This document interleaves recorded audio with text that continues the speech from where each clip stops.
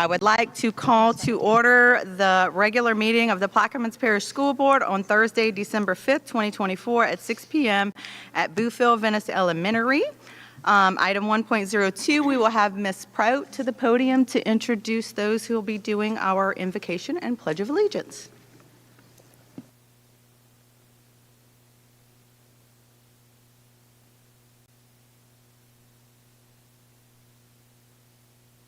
A lifelong resident of Buras, Louisiana, educator for over 30 years, ordained pastor of Trinity Christian Community Church of Buras for 6 years. Prior to her pastoral position, she served as lay leader at Trinity for 3 years. She taught Vacation Bible School and a member of the United Methodist Women in Faith. She's been a member of Trinity for 40 years, and she is school librarian here at Boothville Venice Elementary School. Ms. Gaynell Bayham will do the invocation, followed by the Pledge of Allegiance by some excited students who would like to introduce themselves. Thank you.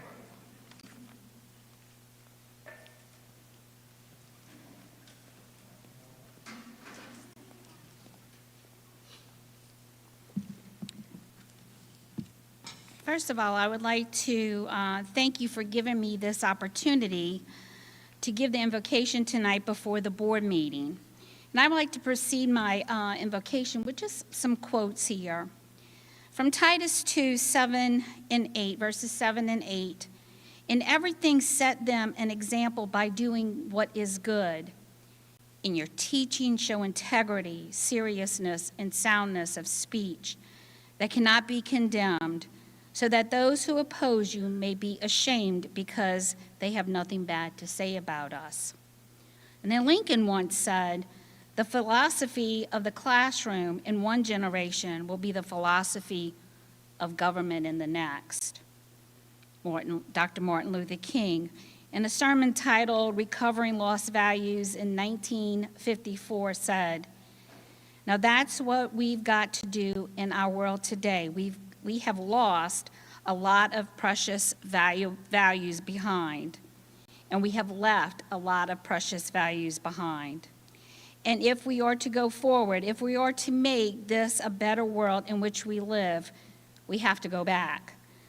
We've got to rediscover those precious values that we've left behind." And then Ephesians 1:17 says, "I keep asking that God of our Lord Jesus Christ, the glorious Father, may give you the spirit of wisdom and revelation so that you may know him better." Let us pray. Heavenly Father, we come together today as a community dedicated to the education and well-being of our students. We ask for your guidance and wisdom and clarity as this board deliberates and makes decisions. I pray for this school board, and I ask you to guide them with your wisdom as they help set the course for the future generation and education of our children. May their discussions reflect respect, compassion, and a shared commitment to serve. Lord, give them eyes of discernment, hearts of love, and a spirit of courage to continue to build on the foundations in order to form a stronger future by protecting and investing in the children of this parish. Lord, bless the students, the teachers, the staff, and the families in our district. And may the actions and decisions today help create an environment where every student can thrive and reach their full potential. Grant us the courage to lead with integrity and the humility to listen and learn from one another. In your precious name, our Lord and our Savior, Jesus Christ, we pray. Amen.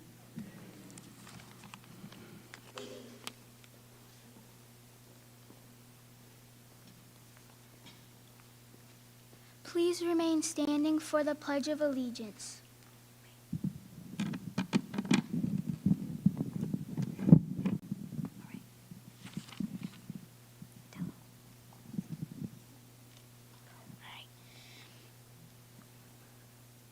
I pledge allegiance to the flag of the United States of America and to the republic for which it stands, one nation, under God, indivisible, with liberty and justice for all.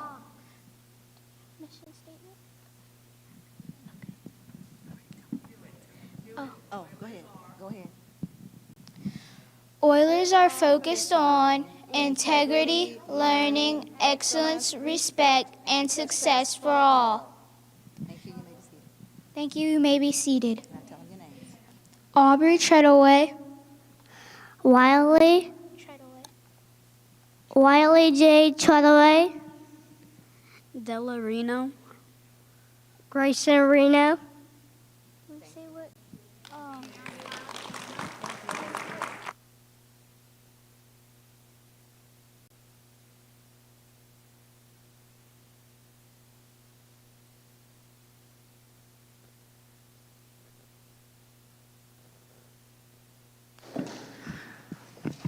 Thank you, Pastor Gaynell, and to our students from BVS for the Pledge of Allegiance. Item 1.03, roll call and declaration of a quorum. Dr. Shelley Ritz. Thank you, Madam President. District 1, Ms. Darylyn DeMall Turner. Here. District 2, Ms. Jamie K. Sauer. Here. District 3, Mr. Nico Tesfich. Present. District 4, Ms. Christy Obro. Here. District 5, Ms. Michelle Lindner. Here. District 6, Ms. Jennifer Shelley. Here. District 7, Mr. Bobby Ingraham. Here. District 8, Mr. Paul Lemaire. Here. District 9, Madam President. Here. Madam President, you have a forum. Thank you. Item 1.04, approval of the agenda. Do we have a motion for approval? I'd like to approve tonight's agenda as posted. Do we have a second? I'll second. Okay, we'll call for a vote. All those in favor signal by saying aye. Aye. Any opposed? Hearing none, the agenda is approved. Item 1.05, approval of the minutes. I'll call for a motion to approve the minutes. I'll make a motion. Do we have a second? I'll second. Okay, we'll call for a vote. All those in favor of approving the minutes signal by saying aye. Aye. Any opposed? Hearing none, the minutes are approved. We do have ad hoc and standing committee reports, but they're not required to be read aloud. They are included in your approved board minutes. Next, we'll have item 1.06, the nominations of officers for 2025. We'll start with the office of president. Do we have any nominations for the office of president? I'd like to make a nomination. Okay, Nico Tesevich. we have Nico Tesevich, nominated by Ms. Michelle Lindner. Do we have any other nominations for the office of president? Yes. Darylyn Turner. We have Darylyn Turner by Mr. Bobby Ingraham. Are there any other nominations for the office of president? Okay, hearing no further nominations, we'll move to the office of vice president. Now accepting nominations for the office of vice president. I'd like to nominate Michelle Linder for Okay. Vice President, please. We have Ms. Michelle Lindner, nominated by Ms. Jamie Sauer. Do we have any other nominations for the office of vice president? Last call for nominations for vice president. Okay, hearing no more, we'll move to the office of parliamentarian. Do we have any nominations for the office of parliamentarian? I would like to nominate Mr. Paul Lemaire for parliamentarian. Okay, we have Mr. Paul Lemaire, nominated by Mr. Nico Tesevich. Do we have any other nominations for the office of parliamentarian? Last call. Hearing no more nominations, we will move to the office of executive committee member. Do we have any nominations for the office of executive committee member? I would like to nominate Ms. Jennifer Sanger for executive committee member. Okay, we have Ms. Jennifer Sanger, nominated by Mr. Nico Tesevich. Do we have any other nominations for the office of executive committee member? Last call. All right, hearing no more nominations, we will open the floor for nominations again at the January meeting before we call for a vote, just to keep that in mind. Thank you all for your nominations. All right. Moving to item number 2, board recognitions and/or presentations. First, we have our school and district performance scores presented by Ms. Jamie Blanchard. Or would you like to change that order? Yeah, respectfully, Board, if we could start with a different recognition. We have a student here tonight, a very special student here tonight, who is actually the winner of our first ever Plaquemines Parish Holiday Art Competition. And so we would like to share with you the beautiful rendition of our Plaquemines Parish Holiday Card. And so I'd like to recognize at this time Miss Mackenzie DeVilliers from South Plaquemines High School, the winner of the 2024 Plaquemines Parish Holiday Card Art Contest.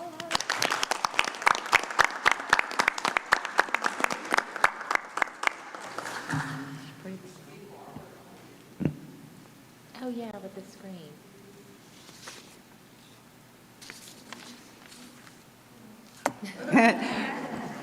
Great job, Mackenzie. Thanks for joining us. That is so beautiful. And look, I just want to add, I don't even know if you remember me, but when they sent me in an email the artwork and who the student was, I said, oh, that's one of my Y preschool babies. So you've come from preschool all the way to middle school, and you're doing great things, and your certificate is the last certificate I get to sign as board president. So thank you for that tonight. Board, we also have Miss Donna Thompson, who's her art teacher, here with us for support. So Miss Donna Martin, I'm sorry, Miss Donna Martin. Thank you. Thank you, Ms. Donna, for the art program.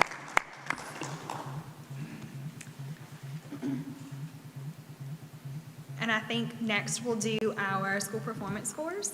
So I'd like to, oh, here he is. All right, so with me tonight to help through the presentation is our Supervisor of Data and Accountability, as well as State Testing and Assessment, Mr. Seth Shepard.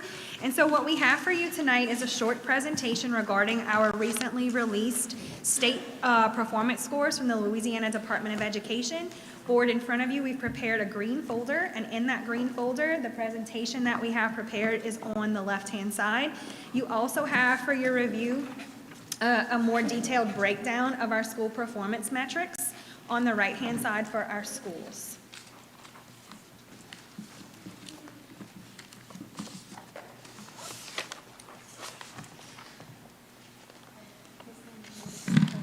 I'm sorry, what's that?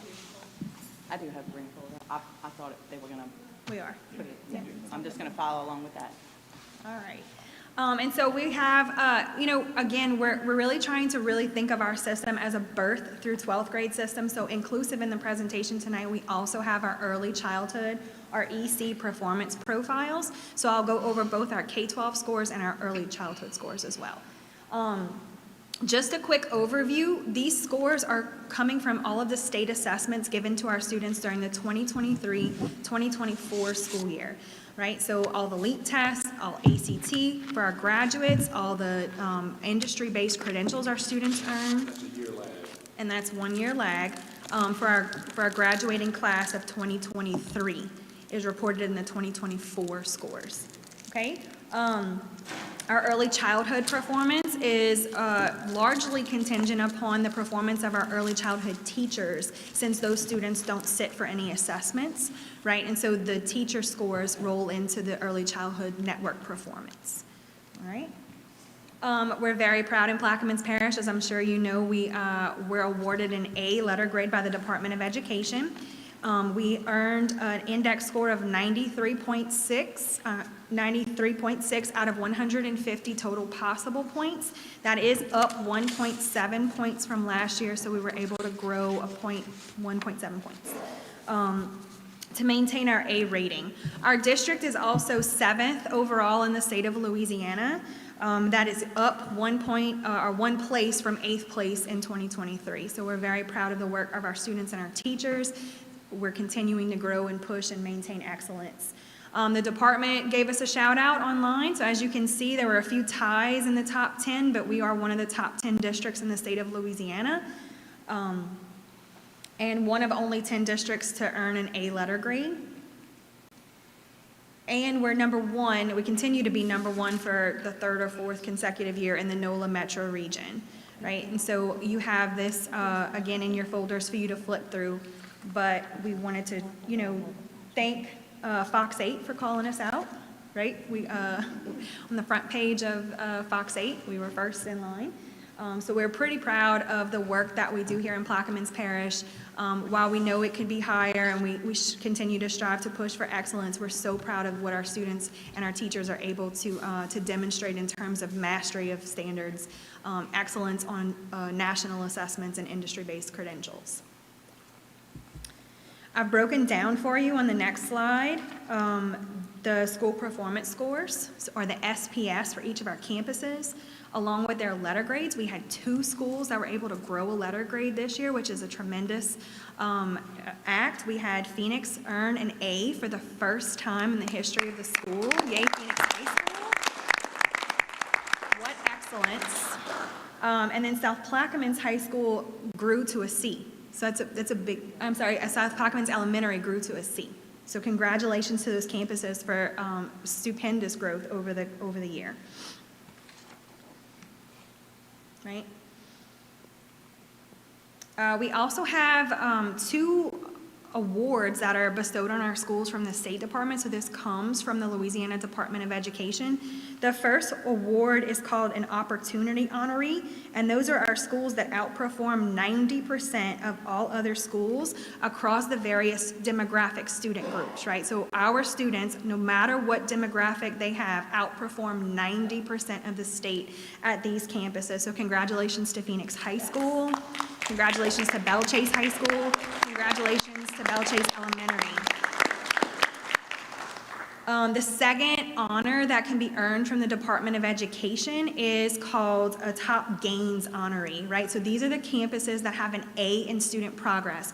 Regardless of how the students come to us that year, they grow so much that the schools earn an A for the students' progress, right? So congratulations to Belle Chase Primary and Belle Chase Elementary School.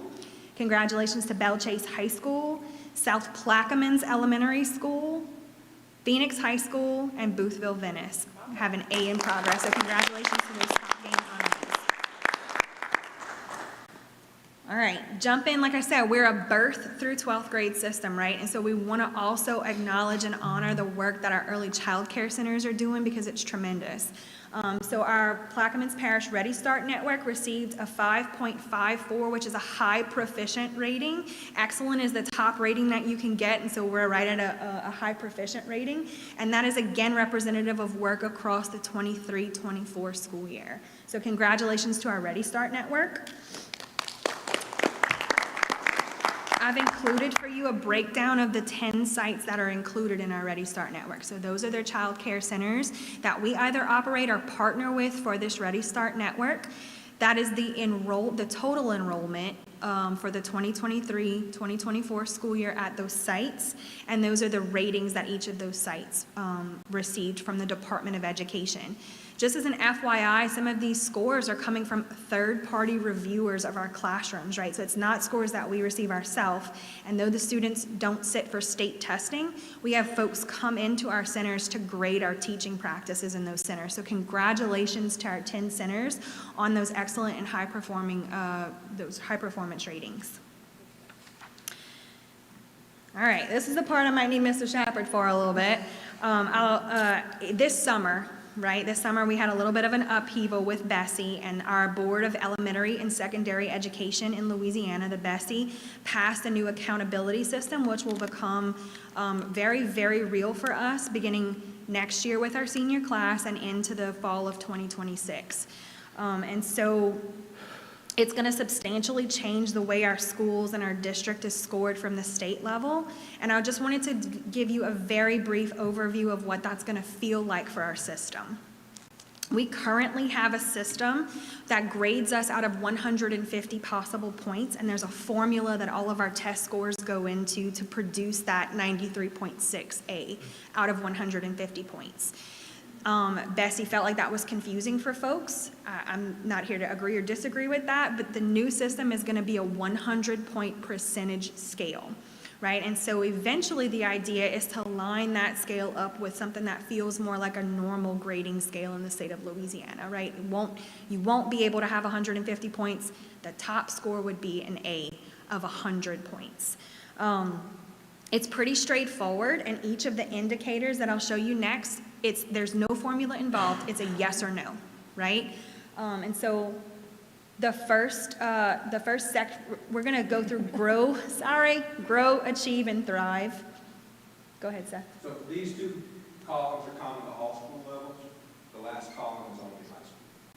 So that if you notice that we'll have 9 for the elementary school and what's that, the 12 for the high school.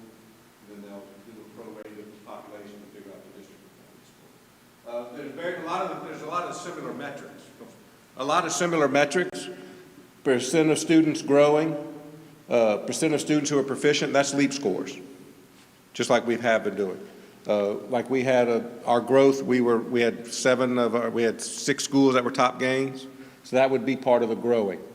The thing they're throwing new at us is math growth for the lowest 25% of the students. So they'll look at the previous year data, identify the lowest 25%, and see how they grow, and they're their own metric. So a student that performs low is essentially counted twice. So they want you to focus on those struggling students, fill those gaps. English language learners, how are they growing, not on the ELPT test, but how are they growing on the standard test? They're their own metric now. English language learners were included in the assessment index on the previous formula through the ELPT test, the English language proficiency test. But now they're their own category. And so that's one thing that we have some concerns about because the population is so small. Yet it's weighted the same as everything else. That was going to be my next question. How is it weighted? Yeah. Well, for the elementary schools, it's one of 9 things. So the weight it's worth what, 11%. Yeah, 10 students can be worth 11% of the total score. Right. And that was part of the concern at the state level. That part of a lot of what the issues were, the concerns were the quantity of the population when you compare to a whole of about maybe 900 students for an assessment, and then all of a sudden of the 900 students for one particular assessment, you're going to have 11 kids maybe of a population, because some school districts have maybe only 11. They may not have a school score for an EL student, but district-wide, they all go into one pot for our district score. 11 students could make up 1/12, if you had a high school, the total population, the total score, which really doesn't tell the real story of what a score should be.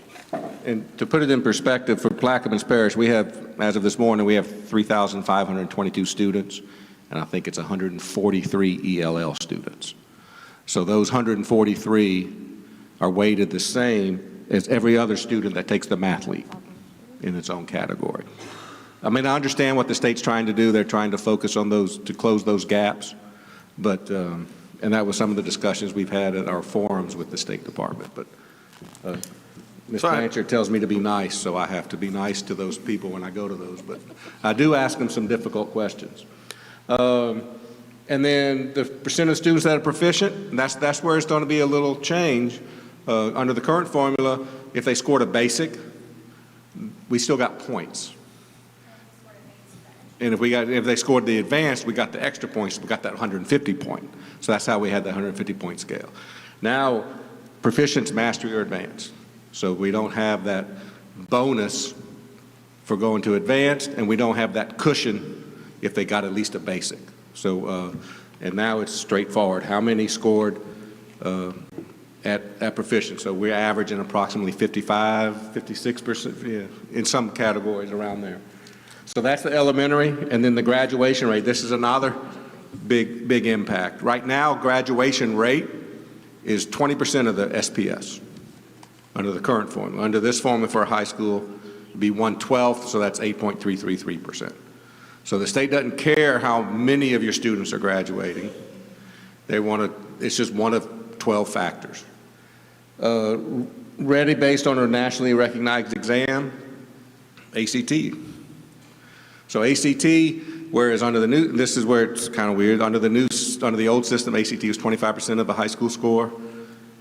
Now, the ACT in that category is 1/12, but it's also, it can be a factor in the second one, accelerated into college or career coursework if they get a real high ACT score or they get some college AP board, college dual enrollment credits in content, in industry, and then industry-based certification. So what it's done is in some areas, it's put a lot of emphasis where it's, like we said, mainly with the lower performing students, it's putting more emphasis on that. And in our view, it's less emphasis on the actual fact that a student graduated from high school. Now it's just it's only 1/12. It's only worth 8% of a district's score now, so. So if you notice, 3/12, which is 1/4, is based upon the growth of your lowest, no matter what, every year you'll have a new set of 25%, your lowest performing ELA, your lowest performing math, as well as your ELL. So 3/12 will be part of our score. And it's gonna be like that across the state. So, all superintendents, like, you're looking at a population that is already identified in one group as already struggling. Now you're taking that bottom 25% and you're counting them twice. Most of the time, those same kiddos who are struggling in ELA are most likely struggling in math too. So some kids can be counted 3 times. And if they're ELL, they're counting 4 categories for you.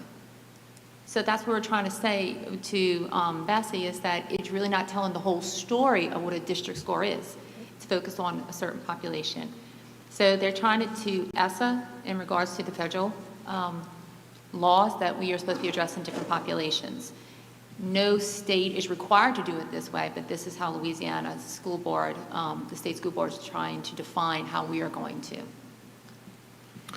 And this new program is, if you follow stuff, Mississippi does something similar, as does Florida. And I'm not going to get in politics, but we know the political climate in those states, and this seems now to mimic mainly what Florida's been doing. Mr. Tesfich, I know you. Yeah, hey, I've got a couple questions, basically on definitions. What is growing? Is it really just the student takes a test, they get a 90, they get a 91 the next year? Is that growth, or is there? Well, okay, growth. So then, as they say, they're trying to simplify things. So now they're going to divide each of the 5 categories, unsat, approaching basic, basic, mastery, and advanced. They're going to divide those into low unsatisfactory and high unsatisfactory. Low approaching basic, high approaching basic. So growth is, let's say, in year 1, you scored at low approaching basic. As long as you get to high approaching basic, you grew. Okay. So it's, whereas in the previous formula, they took the number of years left till you got to 8th grade. And let's say if you needed to get 30 points to get to mastery, and you had 4 years left to get to 8th grade, they took that 30 points divided by 4, so that's 7.5. So if you grew 8 points, you considered growing. Now it's just moving from low, or if you're at high approaching basic, you need to move to low basic. So instead of taking those 5 categories, they split it into 10 categories. So you have low and high of each one of those. So as long as you go up 1 step. Is there any bonus for going 2 steps, 3 steps, 4 steps? No, it's just you grow. So also, I'm a little confused on English language acquisition, right? Because English is up there. All kids learn English. Every single kid learns ELA. So I have an issue with that definition. I have an issue with that terminology, because words matter, and I don't think those words are being used correctly. But what is the definition for that? So that percent, so any students that come into our district from out of the country or from other states, or they're given a home language survey, and any student that doesn't speak English in their home, inside of their home, are going to be identified as LEP students, or English language learners, or language proficiency. Limited English. So we give those students a separate assessment in February and March called the English Language Proficiency Test, and the state is scoring us on our ability to help impart the learning of the English language to those students. And so it's a very small population of students that are in our district, and they're taking a separate assessment that's going to measure the growth in their English language proficiency, and that's known as the rate of their English language acquisition. And just to clarify, it's not speaking the language, It is ability to read the English language, the ability to speak the English language, but the ability to listen to it. There's like 5 different categories in which they have to show their proficiency in. And each one they're measured, and they have to measure a certain rate on all of them in order to get, be termed proficient. So does the state recognize that there is an opportunity for malfeasance there? Because you can just have kids fail that test, be classified as English learners, although they're straight A students, and they get put in that number right there, and you can add them to your number and make your school look better than it is, or your district look better than it is. Is there any accommodation for the state for that? Not that has been presented. And earlier I might have said that category is for LEAP. I misspoke. It was ELPT. I get all the abbreviations mixed up. Yeah, there's a lot of TLAs, 3-letter acronyms. Right. But yeah, so they haven't put anything out about that. It is, because like I said, right now, the ELPT test is included. It's just included in our assessment measure. It's counted like a LEAP test. Just like a student can take 4 LEAP tests, Earth, math, science, English, social studies. And then ELL kids have math, science, social studies, and they have the 5th one. So they have 5 scores that are going into the big pot. So then who determines who takes those tests? If, like Ms. Blanchard said, if they are classified as ELL, if they do the home survey. Who classifies them, I guess? Then they take the ELPS screener. That we give those students, and they Okay. have to score X on the screener to be labeled, to earn that demographic label. And then once they're in that demographic label, we take a baseline measure of their ability to speak the English language and read and write and listen to the English language. And then from that baseline screener, they're given a projected score of where, based on their age and how long they've been a student in our schools, they're given a target score to meet. And so the acquisition towards that target score is what we're scored on. Right, the first time they come in, if they score on the ELPS, if they score English proficient, then they're not ELL, Right. even though they're speaking a different language in Exactly. the home. I mean, I'm thinking of our particular community. I know we have children who, there's Vietnamese spoken in their home. But they speak perfect English. So those students are not English. Which, They score above measures on the screen. And if they don't score above, if a kid comes in similar to what you're speaking of, and on the home language survey, the parent puts that they don't speak English at home. Right. There is another layer that the counselors then, if they have suspicions that they are English proficient, that they have a set of questions that they can ask to try to narrow that population down. And then we only screen the kids that did not pass the questionnaire and the home language survey. Those are the Okay. kids that take the test, to try to mitigate that. Because we do have some kids who, the parents speak another language, but the kids are just, very proficient in English, academic, and street language, right? So that helps to narrow those numbers down. And that's why, although we think we've had a great population growth of EL kids, we really have not, because a lot of them don't qualify. right.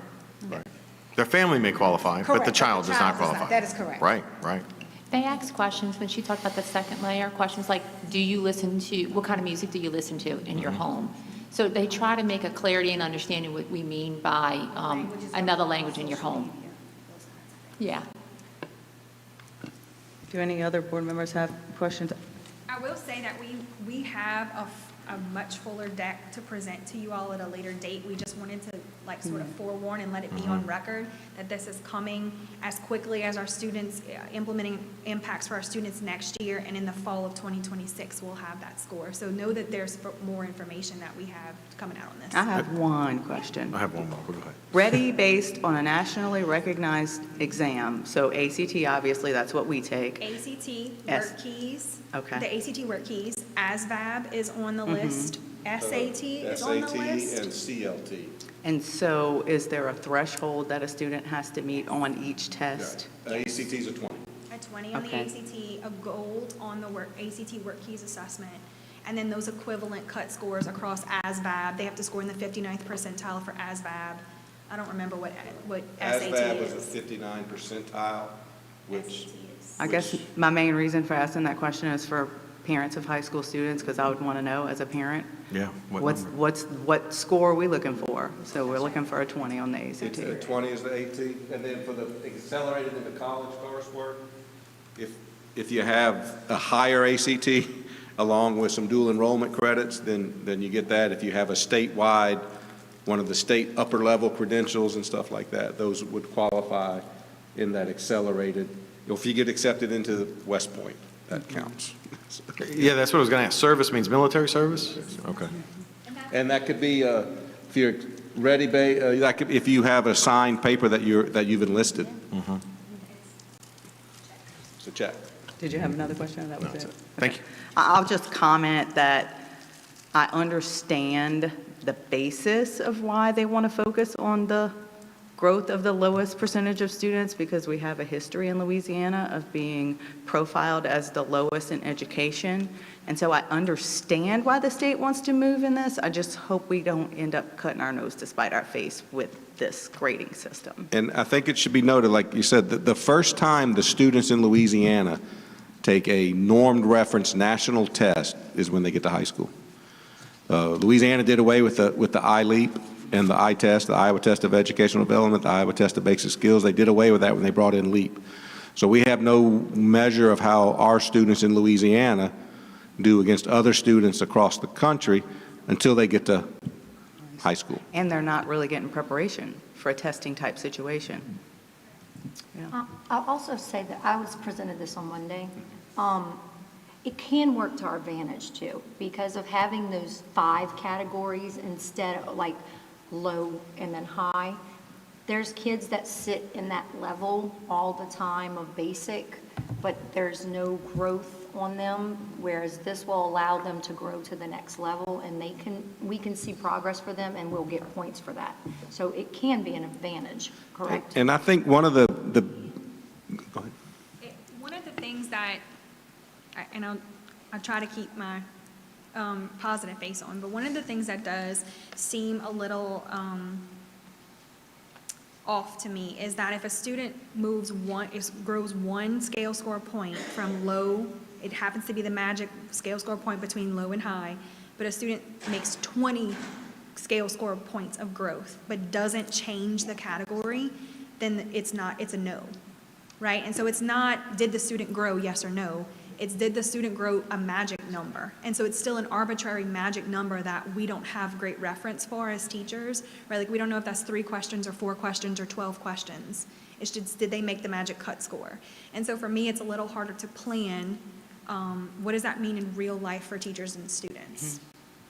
And I think one of the things that are, and like you say, I think there are some, we can figure out what to do, where we need to put our resources, and we talk about that in the last slide, what we're going to do.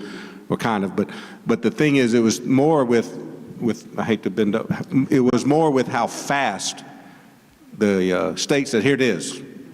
We got the first thing, like what, the first week of June? And then Bessie, oh yeah, we passed it in, I think, the first week of August. You know, and this was, and for the planning purposes, it was the stuff mainly for the high school, for all these industry certifications and all that stuff. You know, we have already made, when they introduced this in June, we'd already made our schedules. We've already hired staff based on, here's what we need to teach so we can get these types of certifications for our students under this current formula. Because even though this doesn't go into effect for a couple years, you know, it affects at the high school level, because some of those students take their certifications their sophomore year or their junior year. So it was more, I mean, I get what the state's trying to do, maybe trying to simplify it. I don't agree with some of the, I don't agree with some of the stuff, but the biggest thing was why the rush? And I think it was heard when we, you know, because we did participate in a lot of open forums in Baton Rouge. But that was one of the big things. It was just threw it at us all of a sudden. And we know that when we plan stuff out, we plan for years in advance. Mr. Sandberg, you just said that this wasn't going to be into effect for a year, but it's a fall 2024 accountability scorecard.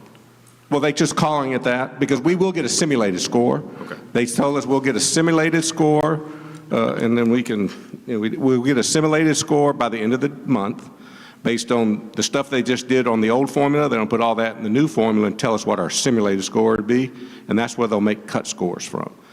And so for this year, we'll have the real score is the old formula. Next year, the real score is the old formula, but we'll get simulated scores for both. And then in the fall of 2026 is when we'll get the real score for under the new formula. One thing to keep in mind in next In the fall of 2025, when we get that score, it'll include 2 graduating classes because they're doing away with that lag year. So it has this score included the class of 2023. The score that we get in next year, in 2025, will include the class of 2024 and the class of 2025. So it'll include twice as many seniors as far as graduation rates and stuff. But that is but the court's cut scores will be based on the simulated scores that we'll get sometime between now and the end of December. My concern, if I may, is the high school part, because a lot of our kids do dual enrollment and get their associate degree. We don't get points for that anymore because it's not industry-based. They're literally just getting an associate degree. So it would really kind of lower the morale for our kids to go forward and taking these classes because they're not gaining anything from it except for getting a, associate degree. I mean, it's good on their part, but it won't benefit I'll the also schools, point out per se. the discrepancy that when it talks about dual enrollment credentials for kids going to post-secondary, it's only in terms of TOPS aligned Right. dual enrollment credentials. So things like HVAC Right. and phlebotomy and welding and all of those things that our students at Phoenix excel at are no longer going to be Counted in. recognized as dual enrollment Correct. credits. And so that was one of the things that we spoke adamantly about. Just the equity piece there in recognizing a student for college as well as students that are highly prepared for career skills. And so, we have industry-based certifications that they receive that helps to offset some of that, but we really, not everybody's going to go to college. And Right. and that's what we need in our workforce. That's what we Yes. need in our area. We need to prioritize the workforce just as strongly as we prioritize college. Absolutely. And it should be noted, and Ms. Christy Williams gave a great speech back in August when we went to Bessie Board. Phoenix wouldn't even count because they don't have 15 graduates. Their high school won't count, Their only high the school, elementary level. their high school component won't count in their score because they don't have 15. And it affects her school greatly. It could drop her school. It could be, she's an A this year, and she could drop to possibly a D. They had a 100% graduating rate for this data. Correct. Yes, ma'am. You are correct. For the graduation part, if they have enough. Sorry. And now the community's going to look at us and saying that we're not doing our job as, educators, which we are. But the state is, and I'm going to definitely, my mouth, I'm going to emphasize that regardless, that it ain't on us. You know what I'm saying? We're doing what we need to do. There are people doing it better than anybody in our district because we are grading associate's degrees Correct. in Phoenix that are no longer going to count. So And just to Right, add to the idea, when you talk about funding, SCA and all the money that CDF funds and so forth, the intention of that money is the state wants you to put it toward things that they value the most. So part of the conversation was, what is the motivation for a school district to continually fund students to get an associate's degree at a school when it gives you naught, gives you 0 points?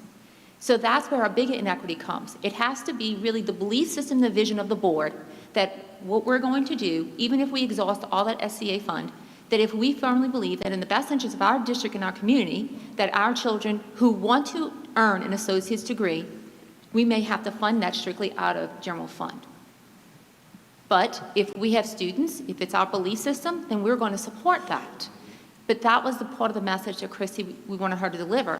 What is the motivation then, now, of a school board to continually fund students who are receiving these associate's degrees? Before it was motivation, so the money would follow it. Now, there's no motivation there, so they're not saying, don't put your money there. The money we give you shouldn't go there, should only go to the ones that we are approving. It's the morale that the kids, it's just the community overall. People are going to literally belittle, our kids, and then that's going to affect, their mentality. So that's my concern, like making sure that they know that they're doing what they're supposed to be doing as students and as educators, and to block out the, how the community feels because they're not in your shoes and they're not in that position to judge you. So that's where I come in at. But that's where I'm going to stand tall for them and let them know you're doing what you're supposed to be doing. You know what I'm saying? You continue doing what you're doing and block out that part of that, because there are people that are going to try to literally tear us down. So that's my concern. And Phoenix has made tremendous, they had 3 out of their 13 graduates this year earn an associate's degree. That's, 25% of the population. Mind you, I mean, it is a smaller number, but that is more I manageable. agree, I totally agree, but But our that's kids are something that no graduating other from high school college in as well. Plaquemines has done. Even though they're And they've done going- it for 2 years. They're still going on to further their education and graduating from college, Exactly. which is not factor into, you know what I'm saying? Right. People need to know that kids are still graduating, even though they graduate from Nunez, they're moving forward and graduating from other universities and colleges.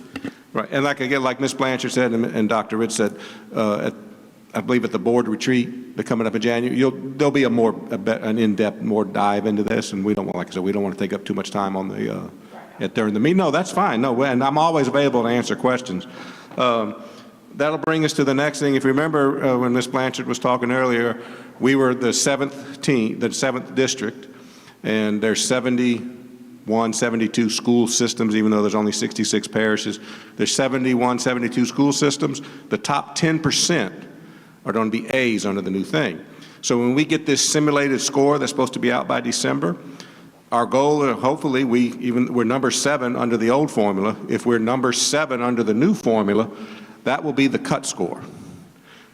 So we would be the last school to be an A under the new formula. So they'll set this cut score, and then so that's what that, and then, so it's literally they're trying to make a bell curve, which we know that's unfair in some aspects, because you can have a lot of, like right now, there's 11 schools, 10 or 11 districts in the state of Louisiana that are A. But you can't have 11 A's under the new formula. I agree. It really is designed to target one population of students, which, they do need to be targeted, but we can't lose oversight of the rest of our students and how they're performing. It's not fair to them either. So. And I think one thing that the state has to realize is there's other districts and other school boards that are going to say, well, I'm not going to spend money if it only is going to help 10 kids. I'm going to spend money where it helps 200 kids, so it's included in a rating. And that's a disservice to a lot of the rural schools, not only in our parish, but across the state. And I worked down here for 10 years. I understand. You have good years where you have a lot of students, good, and some years, and you have big classes. You have a huge 4th grade class, I think, at Phoenix, and then all the other classes are around 15, 16, 17. But then that 4th grade is like 24, 25, which is an anomaly. And I'll let Ms. Blanchard do the last slide. Thank you for the in-depth discussion. We appreciate it. We're both accountability nerds, so we love to talk about it. We're sorry. So what are our next steps as a school district, right? We had deep conversation with our principals earlier in the year. We are continuing to pursue mastery for every kid, right? And so at the end of the day, we protect teaching and learning. We protect time with teachers in classrooms. We provide Tier 1 curricula to our kids and support on grade level instruction, which is at the mastery level. We are ensuring all students have access to high quality educators and the necessary academic supports. That's really our focus this year, high quality educators and every child having the academic supports that they need. We're going to work with specific schools and subgroups with urgency, right? So other schools, we have tiered means of support for different schools and different child care centers. And then we're going to prepare for the transition to the new accountability system. So we're deeply involved in planning for things like internships, enhanced dual enrollment opportunities, virtual instruction that will allow kids to have greater access to coursework at the high school level. So know that our team is planning in the Office of Academics for this transition, and we're going to start our 2025 calendar as early as next week, but we should very quickly start to implement things like internships that'll help to get those career credentials for kids. I don't need to touch it, but does anybody have any further questions? Okay. Thank you again. Oh, do you have something to say, Seth? Okay. Thank you again for that in-depth discussion. Yes, we appreciate your time. We appreciate your hard work. Yep. Thank you all very much. Ms. Sonia's going to come and assist. Thank you. So board members, I want to take a few moments just to talk about, we always give credit to our students and our teachers for their hard work. We've come to another year together now, and I want to congratulate you for making another year of service to the board. What the public doesn't realize is that you get phone calls, You get text messages, you get Facebook messages throughout the entire month. It's more than just coming to one meeting. And you can ask Mr. Paul, the rate of pay has been the same since, what year you came in? 1995. There's no big financial reward for what you do. It's time, it's commitment, and the bottom line is you care. It's because you care, you stepped up, and you've been rewarded with a position, and you've been elected. So as elected officials, I think it's important for us to recognize your years of service. So we have a little pin for you that when you go to LSBA and all these meetings, you can not only just wear your pin for the district, but you can also show your years of service that you have given to the district. So we'd like to start with the 2-year services with Miss Jamie K. Sauer, District 2. We have Miss Christy Arbro, District 4, Miss Michelle Lindner, District 5, and Miss Jennifer Shelley, District 6. Y'all want to come on up? We'll put some pins on you. You're getting pinned. No, I didn't poke it. Okay, this is Michelle's. So you know what it is.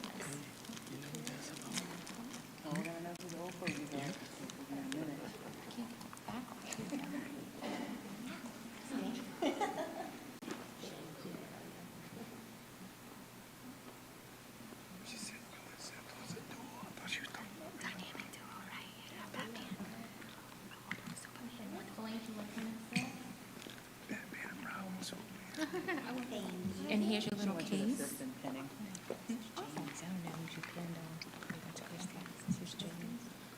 I'm going to take a picture of all of you.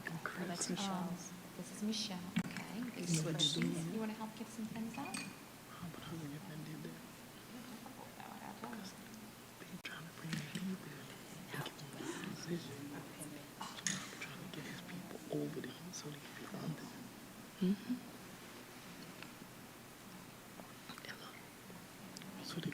It has PPSB on it. They're looking for operations manager, so they can put them on board because of what they did me and what they did thing, and I called them out. You got Jen Shelley? And Sherry. Oh, you got Jen Shelley? Perfect. That you gave people jobs, you know. Okay, for 6 years of service, we have Ms. President Jennifer Sanger, Mr. Bobby Ingraham, and Mr. Nico Tesfage. For 40 years of service, we have.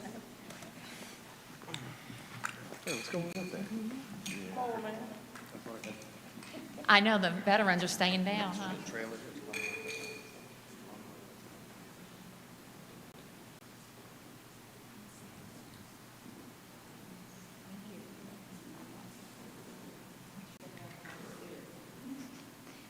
And Mr. Bobby? Here it is, probably. That was, here.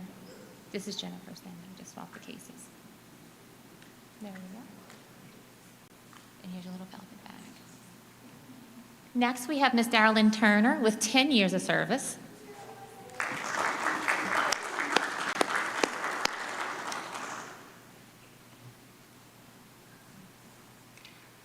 And I found out you actually were placed in December.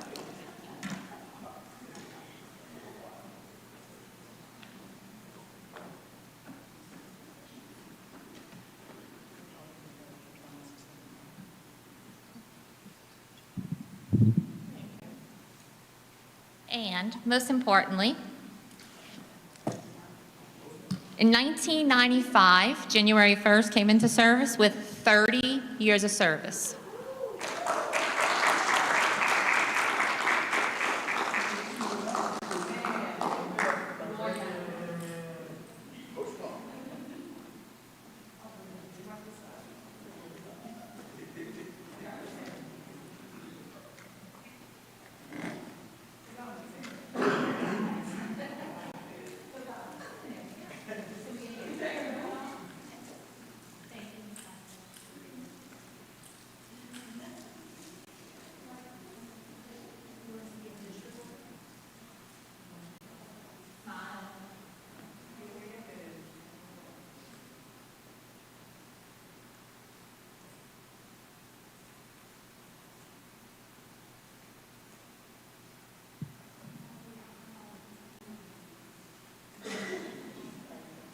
want to say again, thank you, board members, for all your time and your commitment.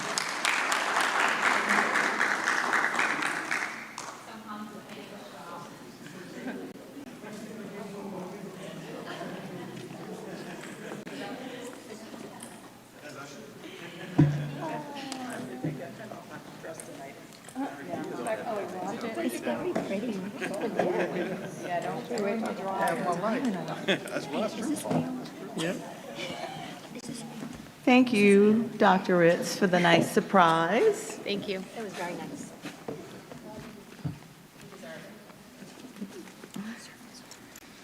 Okay, we will now move to item number 3, the consent agenda. The Policy Review Committee met Wednesday, November 20th, 2024, at Belle Chase Central Office on F. Edward Hebert Boulevard at 5:44 p.m. with Board Member Michelle Lindner, Chair, as the presiding officer. Based on the recommendations of the Policy Review Committee, the following items are being presented to the full board for required action. Please note that these are consent agenda items. I'm going to read each one aloud. If any board member would like to have an item pulled for further discussion, please request that item to be pulled upon the announcement of the item and state the reason that you would like to have it pulled. Item 3.01, approve revisions to policy CED, employment of superintendent. Item 3.02, I apologize, approve revisions to policy GAMK, use of pronouns and given names. I'd like to have that one pulled. For further Oh, discussion. for further discussion. Item 3.03, approve revisions to policy IDBA, sex education. Item 3.04, approve revisions to policy IDDF, education of students with exceptionalities. Item 3.05, approve revisions to policy BBBC, school board member continuing education. I'd like to have that one pulled as well for discussion. Item 3.06, approve revisions to policy BCBB, notification of school board meetings. Item 3.07, approve revisions to policy GBA, contracts and compensation. Item 3.08, approve revisions to policy GAK, personnel records. Item 3.09, approve revisions to policy GBC, recruitment. Item 3.10, approve revisions to policy GBRIB, sick leave. I'd like to have that one also pulled for discussion. Item 3.11, approve revisions to policy GBRIBB, sick leave bank. That one also being pulled for discussion. Item 3.12, approve revisions to policy JDA, corporal punishment. Item 3.13, approve revisions to policy JGC, student health services. I'd like that one to be pulled as well. Item 3.14, approve revisions to policy JGCB, immunizations. Item 3.15, approve revisions to policy JGCD, administration of medication. I'd like that one also pulled for discussion. Okay. Item 3.16, approve revisions to policy JGCFA, behavioral health services for students. Item 3.17, approve revisions to policy JBA, compulsory school attendance ages. Item 3.18, approve Head Start readiness goals. Okay, we will call for a motion to approve the consent agenda items excluding item 3.01, item 3.02, excluding item 3.02, not 3.01, 3.05, 3.10, 3.11, 3.13, and 3.15. So do we have a motion? I'll make a motion.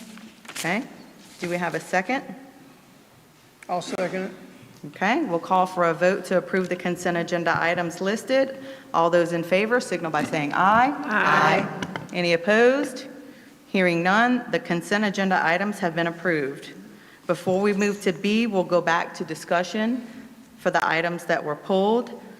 Item 3.02, do we have a motion to discuss this item? I'll make a motion. Do we have a second? Second. Okay. Floor is open, Ms. Lindner. Due to us bringing these policies to the committee, and after our committee meeting, some of the policies were looked over by our legal counsel.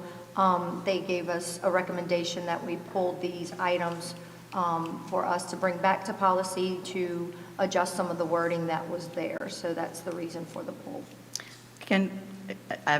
Mr. Parliamentarian, can we make a motion, since she actually wants to pull 1, 2, 3, 4, 5, all 6 of these items for the same reason? Can we make a motion to hear them all? That's what I was just about to say. If you make your motion for all 5 items, all 6 items at the same time, say the reasoning why, and say you want to defer it for those reasons, we can take it all in one shot.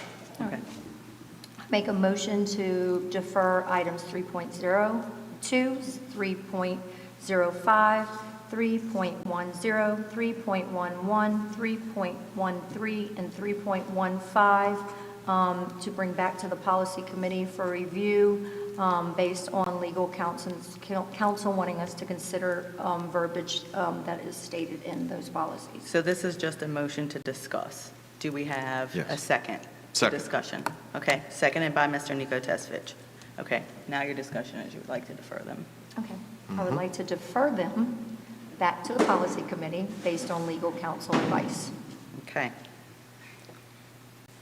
We'll call for a vote. Is there any discussion from board members? The only thing I have is, could some of these be state law that we have to abide by January?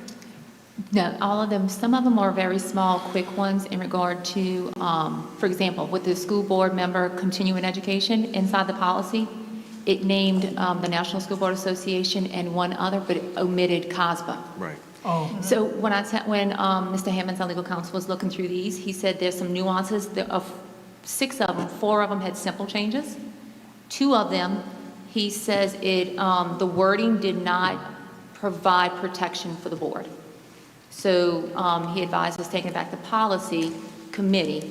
That way you can have further explanation. And Mr. Andrew Barr will be at the policy committee to help explain anybody who would like to hear for those particular 2. okay, thank you. Just wanted to make sure. Any further Yes, sir. questions? That's a good question.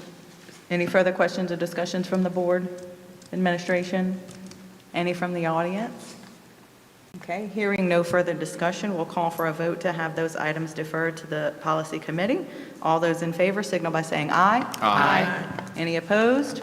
Hearing none, that they will be deferred to the policy committee meeting. Item B, the Budget and Finance Committee met Wednesday, November 20th at Belchase Central Office on F. Edward Aber Boulevard in Belchase at 7:10 p.m. with Board Member Christy Arborough, Chair, as the presiding officer. Based on the recommendation by the Budget and Finance Committee, the following item is being presented to the full board for required action. I will read that item. Again, if you would like to have it pulled, say so as I read it. Item 3.19, approve budget versus actuals, general fund, October 2024. Okay, do we have a motion to approve the consent agenda item? I'll make a motion. I'll second. Okay. Well, I guess we needed to open it for discussion. Is there any discussion? No. Okay. All right, let's call for a vote. All those in favor, signal by saying aye. Aye. Any opposed? Hearing none, that consent agenda item is approved.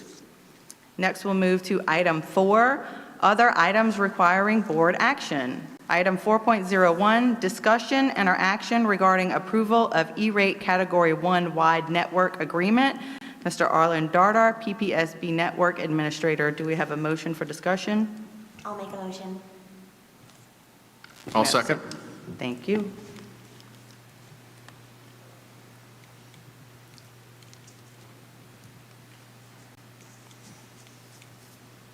Can I go ahead? The floor is yours. So this, the Wednesday, the Technology Committee asked that I do this presentation And so it got put on this agenda item. And for clarification of what I'm trying to accomplish is we're going to look at different network designs for the whole district and for pre-approval to enter into a contract with a service provider in pursuit of getting that network design. So what is E-rate? E-rate is the federal program that we participate in every year.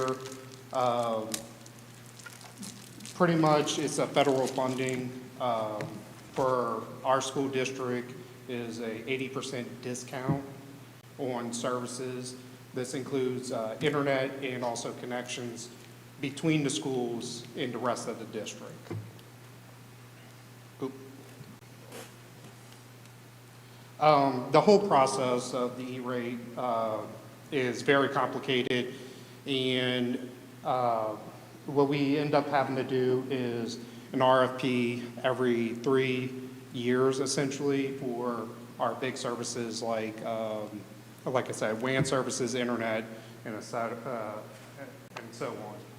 on. This year, what we're trying to do is get those new connections between all the schools. And in our RFP, what we asked for was lit fiber and dark fiber proposals. And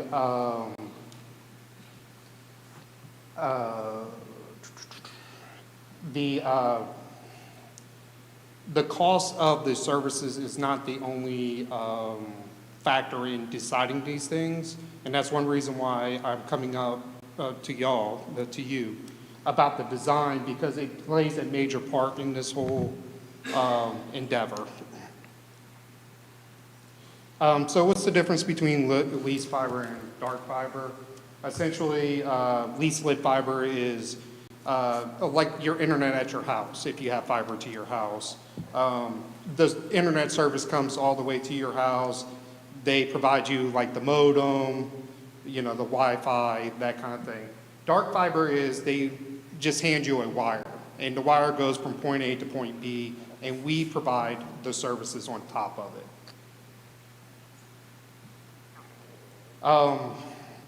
To give some reasons of why we're looking at these different things, I pulled the state technology plan from 2020 to 2024, and essentially, in the certain categories, we'll just focus on 2023, 2024. We are at students have a one-to-one device, that's the Chromebooks and laptops, at least 3 megabits per user. That's not per student, that's per user. The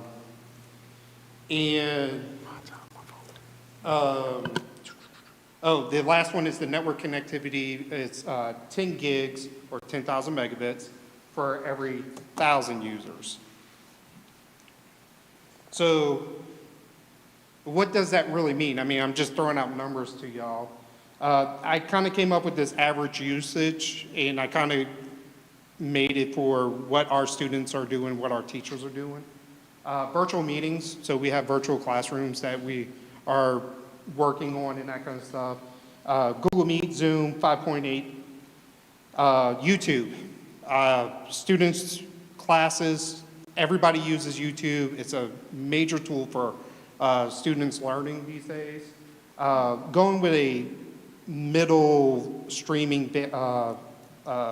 is 720p. If you have a TV that's 1080 or 4K, well, this is the lower end of that. File access and just regular web browsing, the assumptions and all this. You're talking about 280 to 290 students for 1,000 megabits. If we go to 10,000 megabits, essentially add a 0 to the end of it, so you have 2,800, 2,900.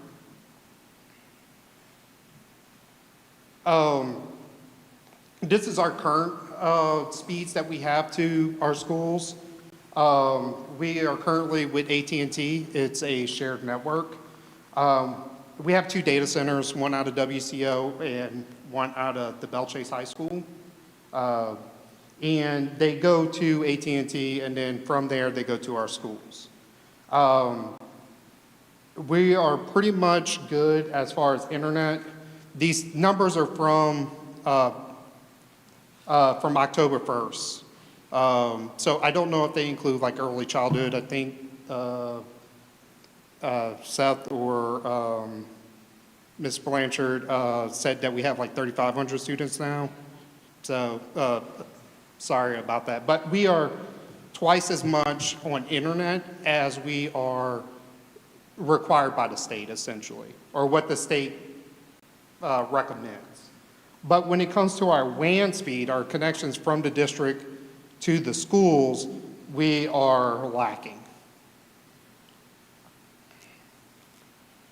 So what we have is, with AT&T, our current service provider, we had significant issues since the last time I did this RFP, which was in 2019. We've had overcharges of fees, which take multiple years to recover. We've had multiple times of days without internet to certain schools, and we've had multiple outages. Now, not all the outages are the fault of AT&T or Cox, our internet provider. Some of them are environmental, as they put it. So that could be power or something along those lines. But there's two of them that I definitely want us to focus on, which is the outages from Port Safford to Boothville in November 28th of 2022 and March 20 of 23. We had a large, that's 4 of our locations essentially that didn't have internet for at least one day. Some of the other issues with the current network design is Belle Chase Primary School and Belle Chase Elementary are on the same connection. So every time that Belle Chase Primary School loses electricity, Belle Chase Elementary School also loses internet connection. The other issue is that because the internet is coming primarily right now only from the WCO, we are in the process of getting the second at Belle Chase High. When we lose power at WCO, everybody loses internet throughout the whole district. We also have difficulties in upgrading because our service is provided to us by AT&T, and we can only go as fast as they will give us. So what are my goals for the district is to meet and exceed the state network connectivity, improve the quality of our network, but also just the resiliency of all these outages, and allow for the future bandwidth growth because guidelines change. Some of the barriers that we have to consider, though, is the distance, which increases costs and also increases time of repair. I don't know if anybody from the South End has tried to get a repair guy to their house, but it takes a long time and it's expensive. The other issue is we're on single points of failure. So this goes back to the Belle Chase Primary School, Belle Chase Elementary, or the WCO failure. If it goes down there, something else goes down. And there is no redundancy, there is no other service. We just have to wait for the repair. So the RFPs that we ended up, or the bids, I should say, that we got were from AT&T, Cox, and Unity Fiber. The AT&T and Cox business design is essentially the same. It's exactly what we have now. The only difference is we would add in a new connection that would separate Belle Chase Primary School and Belle Chase Elementary. The Unity Fiber, they did both lit and dark fiber. So they will lease us the lines and also the equipment and services to get that all operating, but they will also just lease us the lines if that's what we choose. And due to the river, unfortunately, Phoenix will have to stay with AT&T. So here is AT&T's pricing. Again, this is essentially the same thing. Oh, I must apologize. I did update some of these slides because of recommendations by the committee. Currently, we have 11 sites. Because of Belle Chase Primary School / Belle Chase Elementary, we would be moving to 12 sites. It would cost $158,400 per year for that. The district only pays 20% of that, so that is $13,200. Cox, they are way more expensive, and that is because they would be leasing the lines from AT&T for the majority of the services. So what I came up with, besides sticking with AT&T, is 2 different designs for using Unity. One is a Unity and AT&T hybrid model, and then the other one is a district-wide model. So I broke down the cost for this.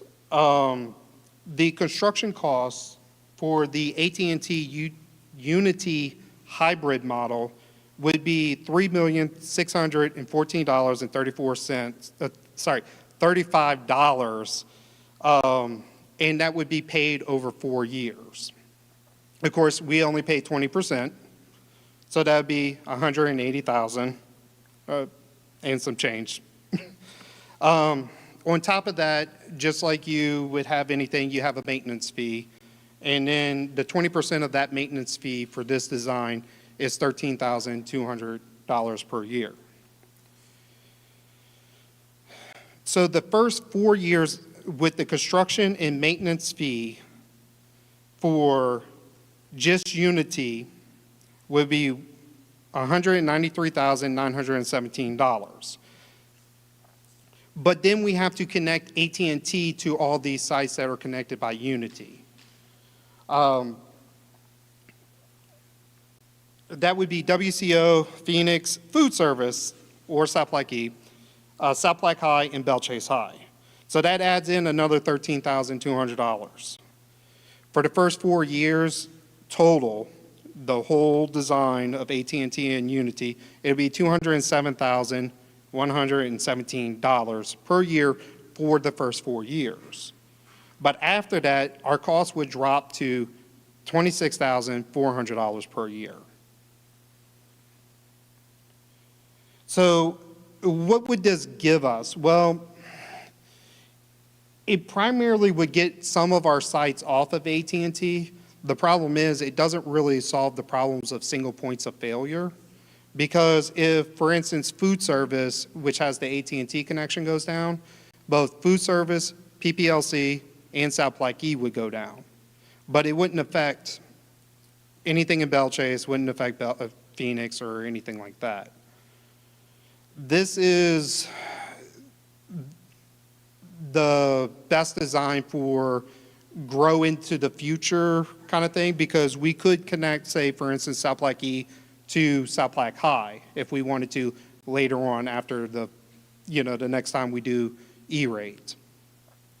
Again, if we have power issues at any of these locations, they affect anything else that is connected to those locations. The best design, and the one that gives us the most service and resiliency, is the whole district design. It is also a tad bit more expensive than the 3 segments design. So I'm just going to skip right down to the first 4 years, and then after that, it would be $364,331 per year for the first 4 years, and then afterwards we would only pay $68,448. But what this does is there's essentially 2 connections to each school on the West Bank, and if any one of these connections goes down, there's essentially another path to the rest of the district. None of our other designs give us this option. The other thing is the speeds on this. We could go anywhere from 1 gig, 10 gig, 40 gig, 25 gigs, 100 gigs. It's whatever we want on it because essentially we own the connection. It's our equipment on top of it.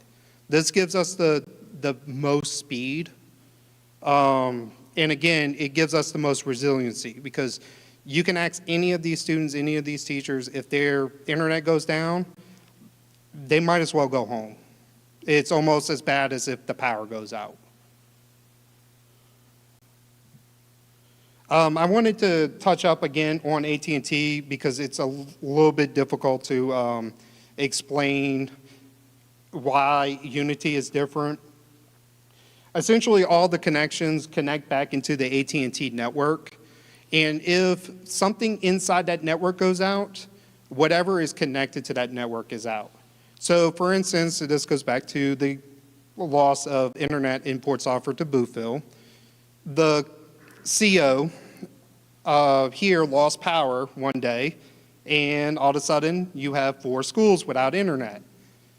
Again, if you go back to Unity, each connection is only dedicated to those schools. So if you lose power, you know, you might have one school down, but, you know, there's no power at the school anyways.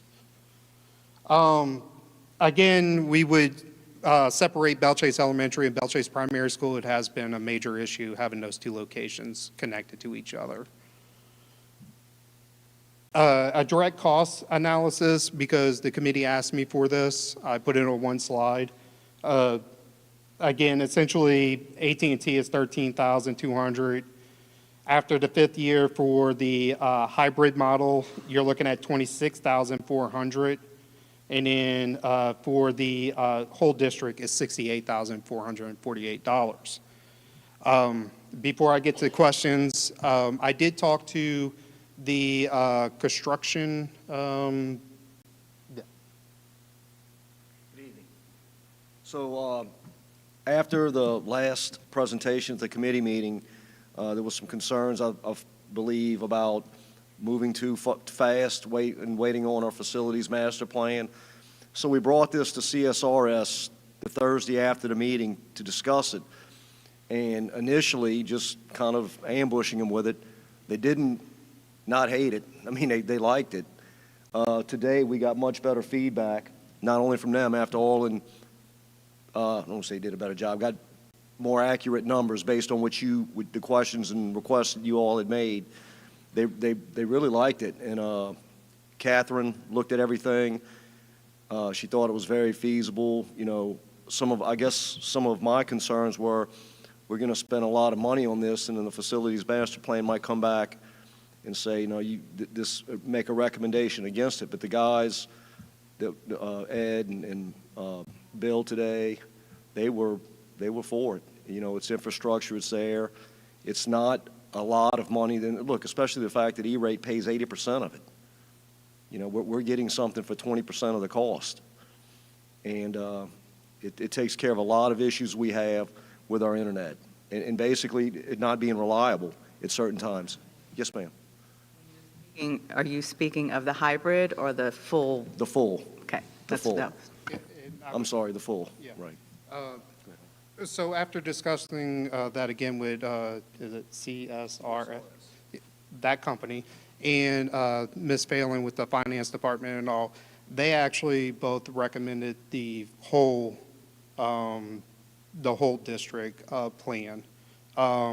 Catherine had some notes, something about 70% MOE, and she said you knew what that meant, and that it becomes an asset which works to our advantage on your balance sheet. That, yes.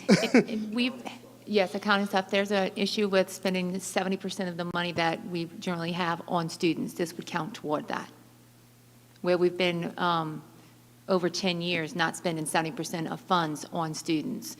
So we had to have a meeting with the State Department, I think I told y'all that last September-ish, and this would help fix some of that for sure. I'm not sure what the code number will be, but I do know it goes towards providing students. from what I understand, the maintenance cost, because most of our services go into the schools, the internet, especially with E-rate. E-rate is all predicated on students. So the offices are called NIFs, non-instructional facilities. They don't even really count. It's a weird metric kind of thing. So that's why it would count towards the instruction or the. You have a question, Mr. Tesvich? Two things. So first, is there a chance that because we would choose a more expensive option, we wouldn't get all 80% of E-rate? Or is there any reason like why that discount would go away if we chose a different option, AT&T? No, the whole discount is based off of free and reduced lunch numbers. So we're pretty much locked in at that 80%. Actually, a couple of years ago, we went up to 90%, but that might have been because of COVID. Okay. So whatever we choose, we're going to get an 80% discount on. Correct. Okay. And these are like the upper end numbers. There's some design changes. For instance, when you do E-rate, you have to list essentially all your sites. Well, we have several sites that wouldn't need a fiber connection to them because they're on the same property. For instance, the warehouse and WCF. So, but it's calculated in this because that's how you have to list it on E-rate.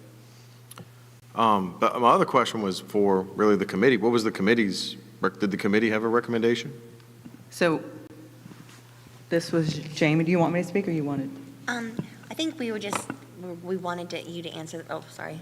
We were looking for the questions that we had recommended for you to get back with us, and I think it was just going back over this presentation again. I think our view is pretty positive of it.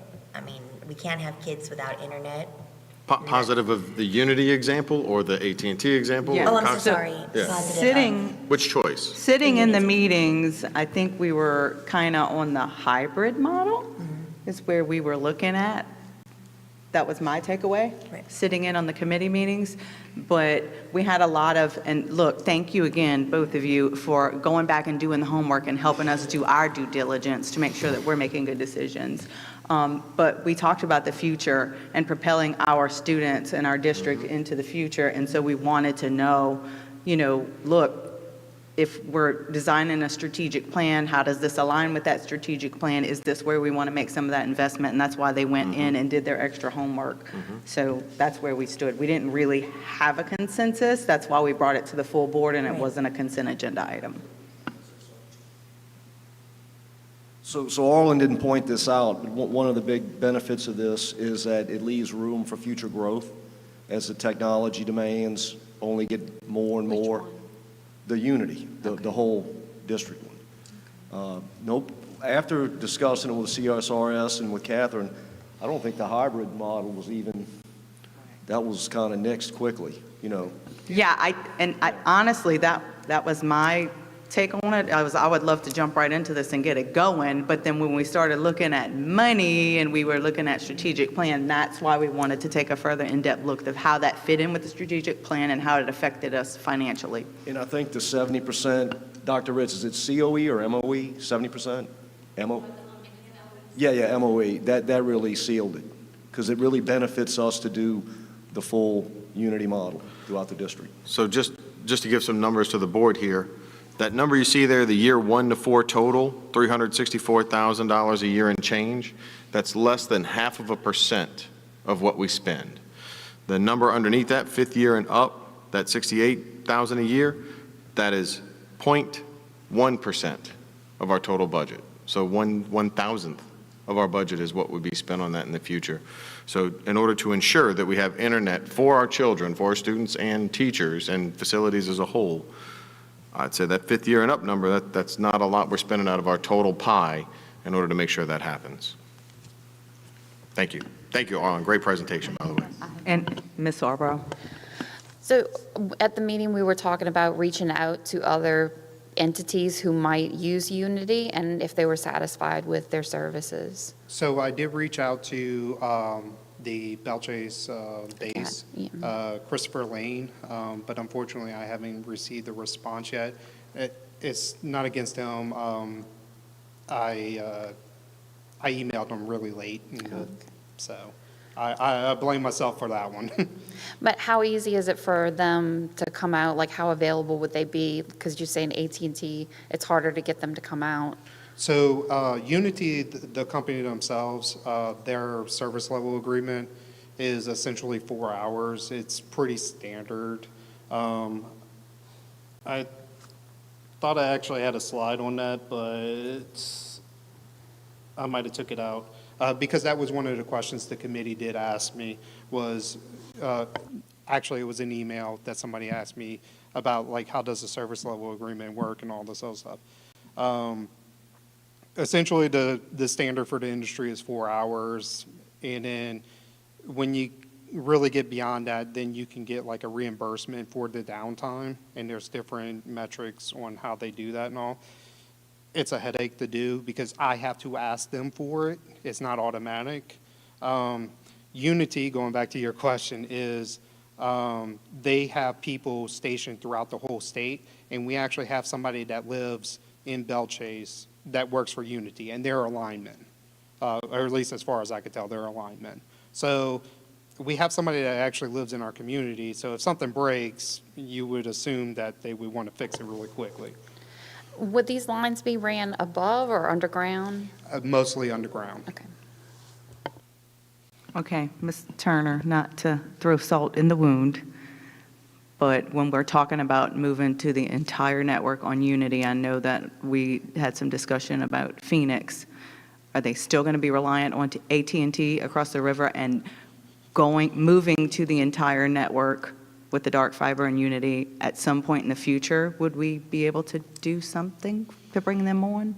Not really, unless, in theory, if Unity like got with Jefferson Parish and St. Bernard Parish and ran lines and would agree to like run a line from us to something that they ran, and it would be extraordinary cost because essentially what they would have to do is go all the way through New Orleans and back down. Because of they the can't river. go under the river is Okay. what it ends up being. I thought it was worth the discussion for people to understand why that wouldn't happen. Thank Yeah, you for that. Okay.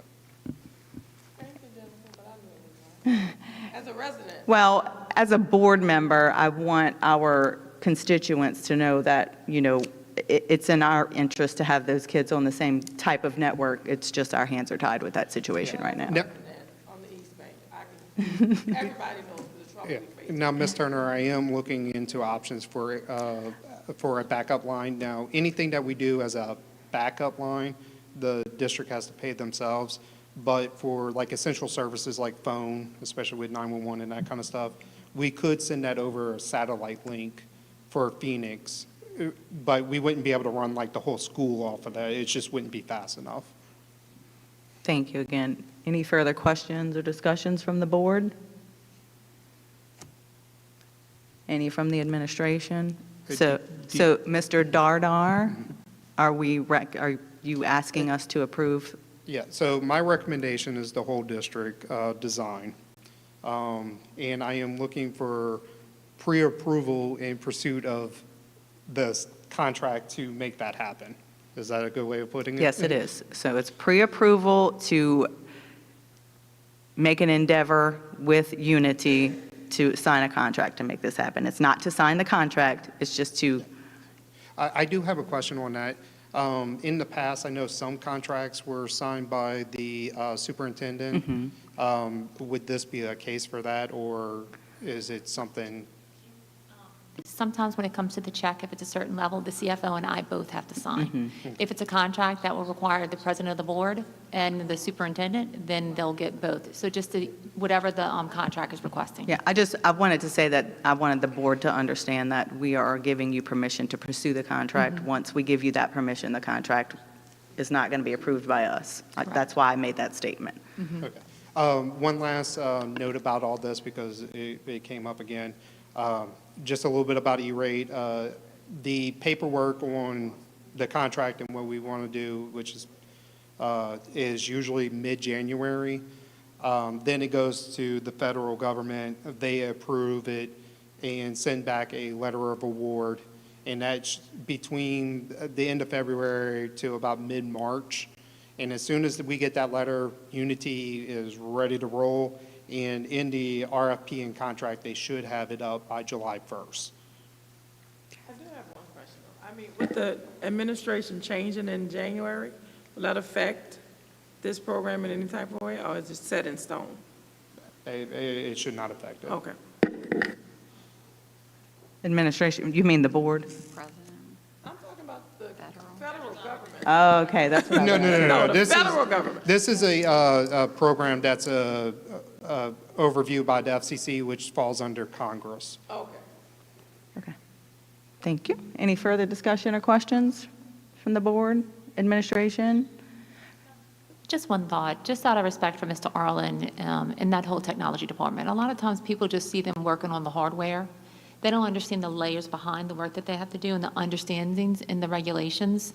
So sometimes when technology personnel have to say no to certain things, there's certain guidelines and regulations that will cost the district, because of things like E-rate.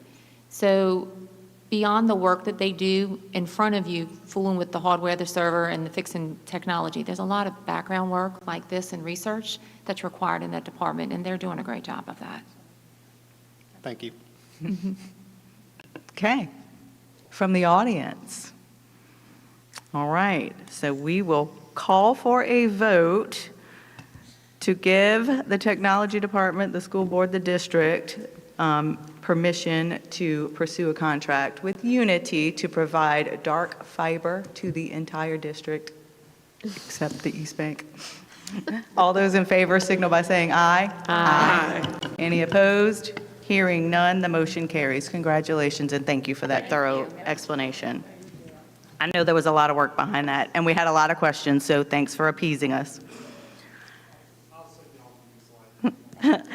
Next, we'll have item 4.02, discussion and/or action regarding approval of a travel request for Phoenix High School robotics team to attend the first robotics kickoff event at NASA Stennis Center Infinity Science Center in Bay St. Louis, Mississippi on January 4th. Ms. Darylyn DeMall Turner, do we have a motion for discussion? I'll make a motion. I'll second. Okay, Ms. Turner. All right, thank you. I will not keep y'all long at all. This is our first robotic kickoff, and we're just asking the board for the approval to travel on January 4th. The kids are excited. Robotics is a special thing. Our kids are really, really, really into it. So I'm just asking the board to approve their travel request for January 4th, 2025. There is no school, so it will not affect them in any shape or way of missing school or out of school during that time. So if you all would just, be so kind as to approve this request, we would truly appreciate it. Okay, do we have any discussion or questions from the board? From the administration? From the audience? Okay, we'll call for a vote to allow the robotics team to travel to Bay St. Louis. All in favor, signal by saying aye. Aye. Any opposed? Hearing none, the motion carries. Congratulations, Ms. Thank y'all. Turner and Thank Phoenix y'all. High School. That's exciting. Item 4.03, discussion and/or action regarding approval of a request to change the January 16th, 2025 school board meeting time from 6 p.m. to 6:30 p.m. Do we have a motion for discussion? I'll make a motion. Do we have a second? I'll second. Okay. The floor is And I- open for discussion. Yes, I would like to discuss. There's a conflict that I personally have. I'm asking the Well, board. If I can, I'll just interject for 1 second. So the initial request for moving the meeting time was because we planned to do the superintendent's evaluation prior to the regular school board meeting because it has to be an open meeting. So that was the thought process of moving the time to the regular board meeting back so that we can have that prior to. And so now Ms. Sauer will. I'm asking the board if we could move the date from Thursday, January 16th to possibly Monday, January 12th, or January 13th. So it's the same week, it's just a few days prior to that. Oh, I would like to move it because I would like to be present, but I have a personal conflict, and I believe another board member might also have a personal conflict. Yes, Ms. Sauer, I also have a personal conflict with that meeting day. Thank you. And so do I. My daughter will be in Miami, so I gotta watch the kids. So is there a, Okay, so I'll rescind my motion, and if someone wants to make a motion to host the meeting on January 13th, and then we can discuss that with the administration. I'll make a motion to host the meeting on January 13th. Will the time change, or we still need to? So with that motion, you'll need to propose the time change as well. I would like to make a motion to propose or to change the meeting time to Monday, January 13th with a time change as well. For At 6:30 p.m. At 6:30 p.m.? Okay. All right, I'll do we have a second. motion to discuss? Oh, I'll make a motion to discuss. Do we have a second? I'll second. Okay, now let's discuss moving that meeting to January 13th. Admin, do you have conflicts with that date? No, I do not personally have, I just want to make sure it wasn't Martin Luther King Day first. No, Martin Luther King is the not. next, That's I think it's the week. next Just following wanted to week. make sure. But the only other thing is we'll be coming back from retreat. So just to let you know, that's the, the Monday after. We come back on a retreat that Saturday, right? Yes, ma'am. Oh, yeah, that's So fine. it's the weekend. Yeah. Thanks, just wanted to let you know. It is that's what it all. is. We'll just get cuddly and snuggly. With each other, Do we correct. need to keep it at 6:30, or can it be at 6? Well, Right, okay. we're moving the regular board meeting to 6:30 so that we can Gotcha. have the evaluation done. Okay. Prior to. The special board meeting will start at 5:30, you said? 5:30 At is the 5:30. intent. So we would. Given time for We everyone would to do the get- special board meeting at 5:30, regular board meeting at 6:30. Any other discussion before we call for a vote on that? Okay, we'll call for a vote for moving the regular school board meeting from January 16th to January 13th at 6:30 PM. All those in favor signal by saying aye. Aye. Any opposed? Hearing none, the meeting shall be moved. I have a quick question of clarity. Same location, correct? Yes, same location. Which is Belchase. Primary. Primary, yep. Okay. Item 4.04, discussion and or action regarding approval of the proposed location of the February 6th, 2025 school board meeting. Dr. Shelley Ritz. So if you think about the business of a school board, in order to advertise the agenda, we have to say the meeting location of the following meeting.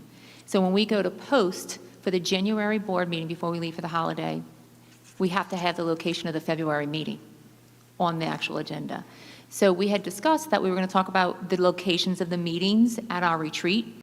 Well, in order to first, we have to make sure we have February meeting to actually post for the actual board meeting, which is going to be posting in the newspaper before we leave for the holiday in December.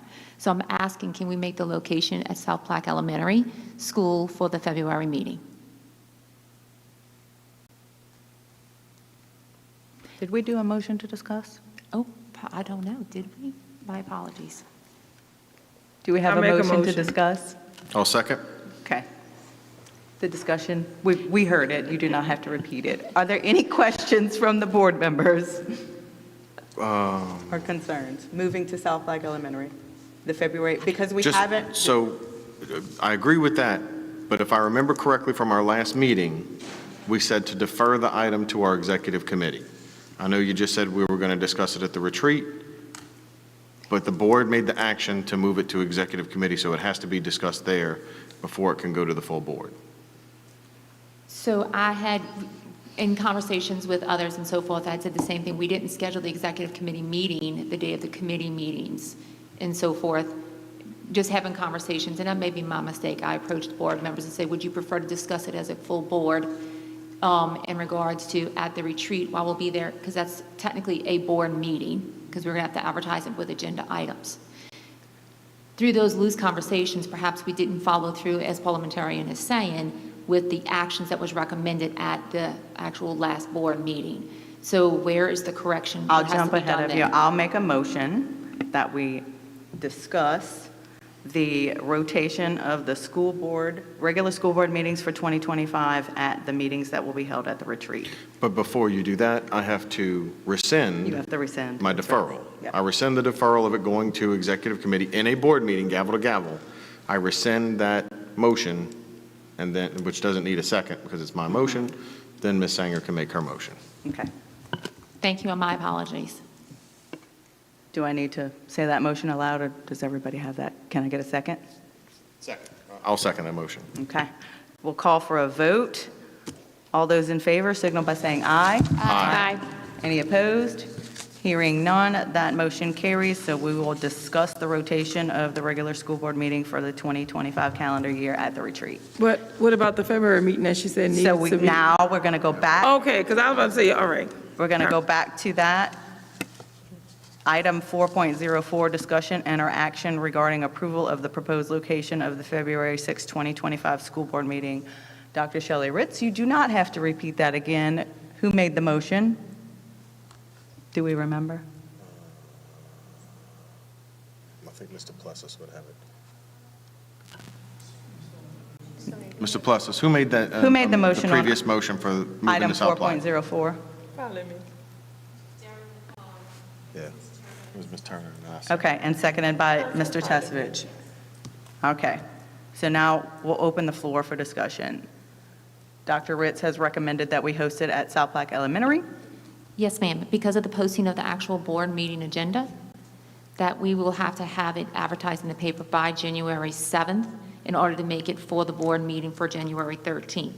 And always, the next date of the item number 7 is always going to be the date and time of the next meeting in order to make sure we can have that on the January agenda, which has to be posted by January 7th and advertised in our local journal. We need to have. In other words, that decision needs to be made tonight. Correct. Thank you. Yes.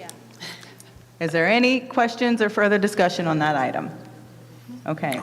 All those in favor of hosting the February 6th meeting at South Plaquemines Elementary, signal by saying aye. Aye.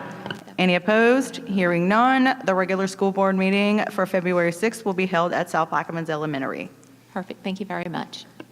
Item 5, information items. You have your tax reports, your registers, your Head Start budget, and employment-related items in your board docs. Item number 6, announcements and information. Mr. Lemaire, I know you have an announcement. I got a pin for making 30 years on the board, so I just wanted to recognize myself for that. No, all jokes aside, our South Plaquemines High School football team made it to the semifinals, and we play tomorrow night. And I know some of you are going to be going to the gala, but you can sneak your phones and put it on YouTube, and it'll be on Hash It Out Game of the Week, so you can, get updates and watch a little bit of it. But for the rest of you, come on down and have a good time. And I'd like to thank Dr. Ritz for coming to our quarterfinal game and taking on that cold weather like I did. And at halftime, I told her, you can go in, come in with me in the press box where they got a heater.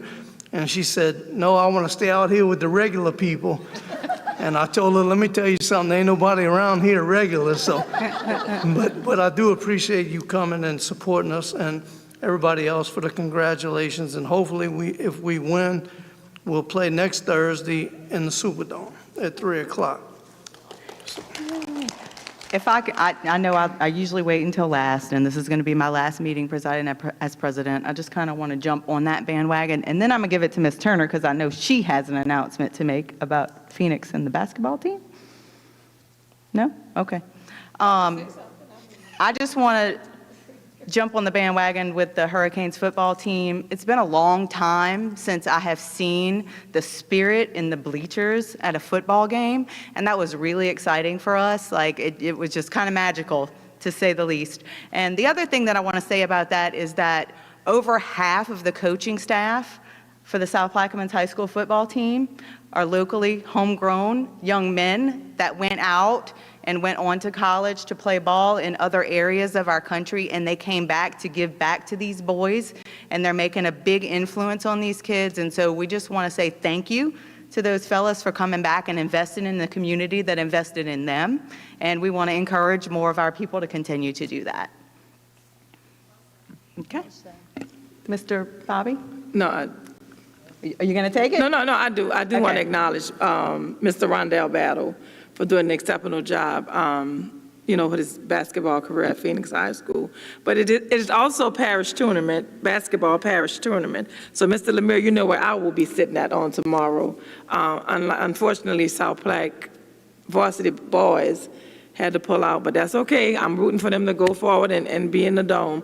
But I do want to thank you, Ms. Prout, for, hosting us tonight and staying all this time. Thank you so much. We know that your job does not go unnoticed, just to let you know that. But again, wish everybody luck, and to all of our honorees that will be awarded on tomorrow, congratulations. Sorry I got to miss it. I know my board gonna miss me from not being there tomorrow, because I am the life of the party. But, Jamie, I'm gonna pass it on to you. You hold it down for me on tomorrow. I got this. Again, enjoy yourselves. Please be safe. And there is a tree lighting ceremonies taking place on next week, so please join in on that. They have really pushed that issue for us to be a part of that, so join in on that next week. But good luck to everybody. Enjoy tomorrow. I'm gonna miss it. Okay, we'll move from Ms. Turner this way. You got something, Jamie? I'm just, I can't talk tonight. It's a very exciting time to be in Plaquemines Parish. The football, the basketball, the fall sports that ended, the seniors that are graduating, the gala, everything. It's just, wow. That's all I can say is wow. I'm excited. Her daughter's getting married. It's going to be great. Go Canes. Mr. Tesvich? What Ms. Sauer said, it's just great. There's so many great things. We've been talking about kind of extracurricular stuff. We heard about academics getting an A, which is awesome. There's so many great things you can talk about with what's going on here in Plaquemines Parish. The gala, I can't wait to see the gala. I'd love to be at the football game. I'd love to be at the basketball tournament. We've got the gala going on to celebrate our educators, which is an amazing event, the second annual event of its type. And it's going to be a beautiful night recognizing all the wonderful people who make those great things happen, those wonderful people who make that A happen. And of course, we support them. Some of us are going to be supporting football teams or basketball teams, but all of us, all 9 of us, wholeheartedly support those educators and those people who contribute to our district to make it special. Thank you. Ms. Arborough? Ms. Lindner? I want to give a shout out to the Plaquemines Parish Governmental Development Group, piggybacking on what Ms. Turner said about the Christmas tree lighting. If you did not get to experience it, I also want to give a shout out to Mr. Chad Arborough, because he did save the day for those kids out there when they had a power failure with the generator. I know that Christy was helping him scramble as well and going to ask people for a generator and having to borrow somebody's generator. But it was literally like a Hallmark movie, that you were walking and you were seeing kids sitting on a haystack watching a Christmas movie, eating popcorn, and the vendors out there. I know they probably enjoyed every minute of selling out all of their products, because everyone was out there. The Christmas trees with all the kids' decorations on it. I literally was like, I watch Hallmark all year round, so I was like, oh my God, I'm in the movie. And it was amazing, and I know it's going to be, it was the one time that I was blessed to sit in traffic to get into something that was so amazing. So it was a one-time Plaquemines Parish traffic. It was really, really worth it to see all the kids' eyes bright and lit up. So next year, if you didn't get to see it this year, please make an effort to go out there and see what they're doing, because I know they're going to make, they've already started, wheels were turning as it was going on about what they're doing next year. So I know it's going to be even bigger and better. Michelle? Like everyone else said, we are all Plaquemines proud, and I can't wait to see everyone tomorrow at the gala, and go Canes. Hopefully we can see y'all in the Dome on Thursday. Mr. Ingraham? Okay, well, I'm going to close us out with my apologies for not being able to be at the gala as the board president. That doesn't make me any less proud of the teachers that were selected, the administration, the support staff. I think Mr. Chesovich has agreed to speak on my behalf. I know he'll do a great job, so thank you for that. And I also just wanted to say, we do have a lot to celebrate. There's a lot of great things going on, but we have a few of our PPSB soldiers down right now. So we want those, I'm not going to call any names out, but they know who they are and they know what they're battling. And so we just want to let them know that the school board is keeping them in their prayers and, you know, we're rooting for them, so. And happy birthday, Ms. Sullivan. And Miss And Jenny on the block. Jenny on the block. Number 2. Board, if you will, the next time we'll be together, we'll be in a new year. So if we want to wish all of our community members a wonderful Christmas and a happy new year, it's just that I think we've had a great year. And I want to say thank you, and we will meet again. It'll be happy 2025. Thank you. Thank you, Dr. Ritz. Well, all 9 of us together. Because we are going to have committee meetings, but all 9 of us may not be together. We can make that happen if you'd like, Ms. Turner. You love coming to meetings.